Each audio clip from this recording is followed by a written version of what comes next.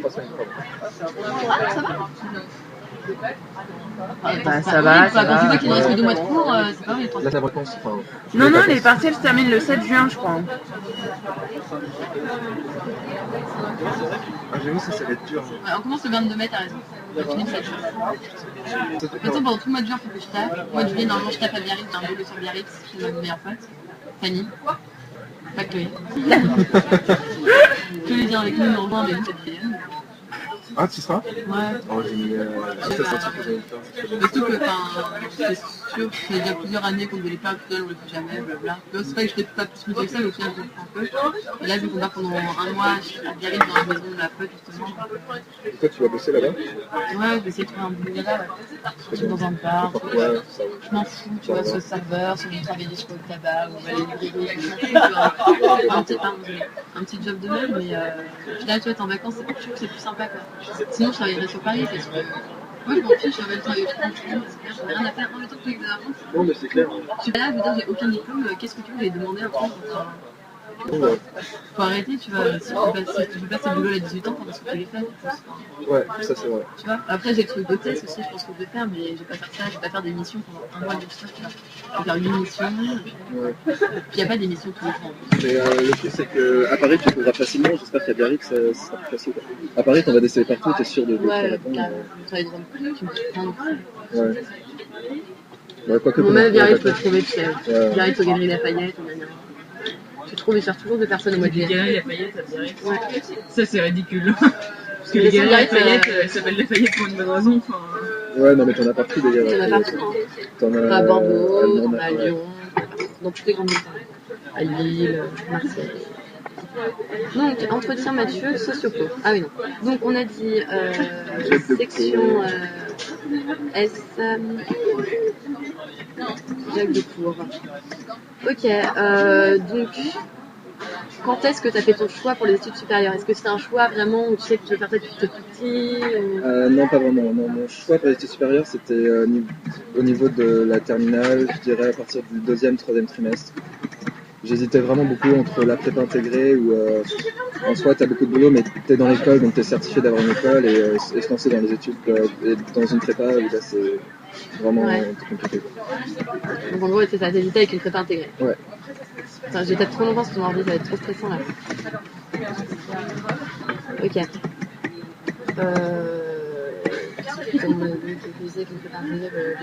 Donc au final t'as intégré une prépa... Maths-sup, ouais. Filière PCSI. Alors toi, comment c'est ça? D'accord. Filière PCSI, c'est ça? Ouais, physique, chimie et sciences de l'ingénieur. Ah putain, mais je comprends rien ton ordi, regarde ce que ça fait. Je suis plus habilitée, ce truc-là. C'est vraiment, il est en là? Non, c'est un donc prépa, ouais, filière PCSI. Ok, donc là, t'es en première année. Ouais. Donc on va dire que c'est quand même scientifique à max, quoi.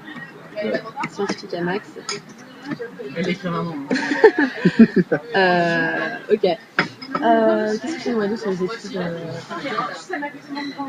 Je sais pas quelle ta question. Ouais, mais enfin, je peux pas demander grand chose pour les études, quoi. Qu'est-ce que tu veux que je te fasse sur ces études? Bah, pourquoi est-ce que tu as choisi des études scientifiques? J'ai pas envie de dire que j'étais prédestiné pour les études scientifiques parce que bon en soi je pense à partir de la première ou terminale j'étais autant intéressé par les sciences que les natures mais bon c'est vrai que c'est clair que dans la filière scientifique il y a plus d'opportunités, enfin, on peut pas se mentir, même si j'avais envie de me réintégrer dans des matières littéraires je peux toujours le faire après un bac S donc ça c'est sûr que je vais me diriger là-dessus. Et donc finalement, c'est après donc début de prépa et fin de terminale que je me suis vraiment intéressé et que j'ai pris goût aux sciences. Quoi. Mais sinon, au niveau première, terminale, la question se posait pas. Quoi. Si je fais S, c'est pression sociale, on sait qu'en elle on fait rien, faut pas se mentir, c'est un petit peu ça l'idée. Quoi. Donc, en gros, t'avais peur des débouchés en L. Quoi. Ouais, ça c'est sûr.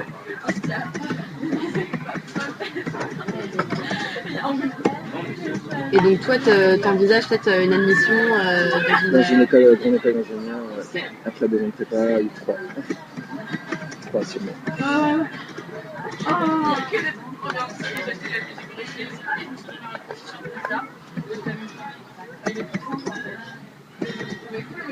Ok, et qu'est-ce qui... ça c'est compliqué comme ça, mais qu'est-ce qui est dans la filière scientifique? C'est quoi? C'est la rigueur? C'est vraiment l'intérêt pur pour la matière?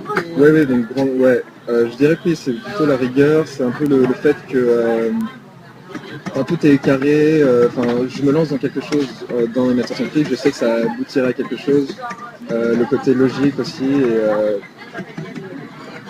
et bon après je sais pas trop comment expliquer quoi, juste tout ce qui touche aux mathématiques, à la physique, c'est un peu un état d'esprit, une façon de penser que j'aime bien, que j'apprécie bien. Ouais. Et donc ton choix en fait il était plus pour le futur, pour une situation stable, ou c'est plus un choix de cœur, Disons que le choix premier c'était le futur, ça c'est sûr. Ouais. Je pense pas que dès la première on peut aimer les maths parce qu'on sait pas. Quand je regarde ce que je fais actuellement en maths, on peut pas dire en première j'aime les maths parce que c'est vraiment en première c'est un peu ridicule. Mais donc là, le premier choix c'était vraiment pour le futur. Et finalement après quand je me suis lancé dedans ça m'a intéressé. Et là maintenant j'aime ce que je fais. Mais le goût je l'ai pris après quoi.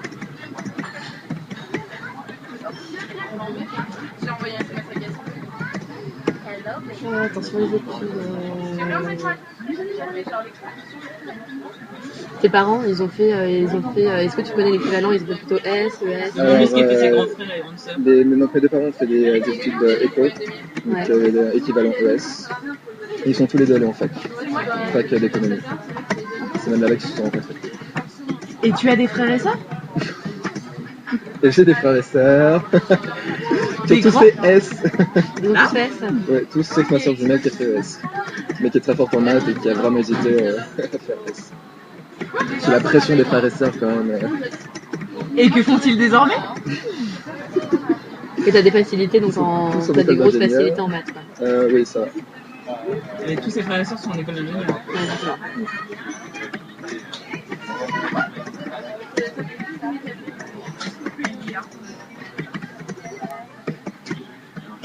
Donc au-delà de la filière que tu as choisie, est-ce que tu t'intéresses quand même à la littérature? Est-ce que tu t'intéresses, ou t'es vraiment un esprit purement scientifique, ou tu vas pas t'intéresser à la littérature, pas trop à tout ce qui est culturel?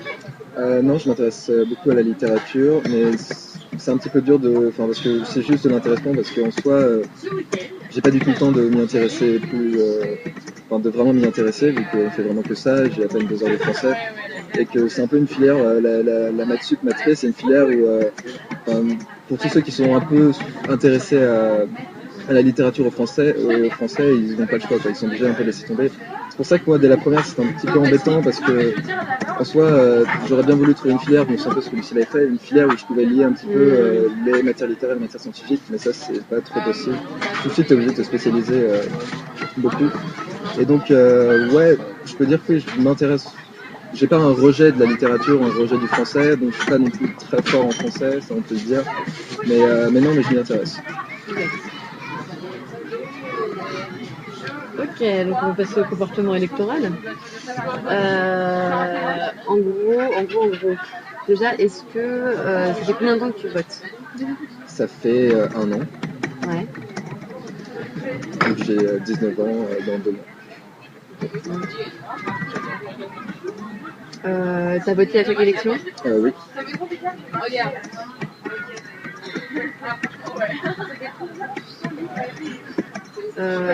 En général, aux élections, toi, t'y allais en famille, t'y allais tout seul, c'était un choix indépendant?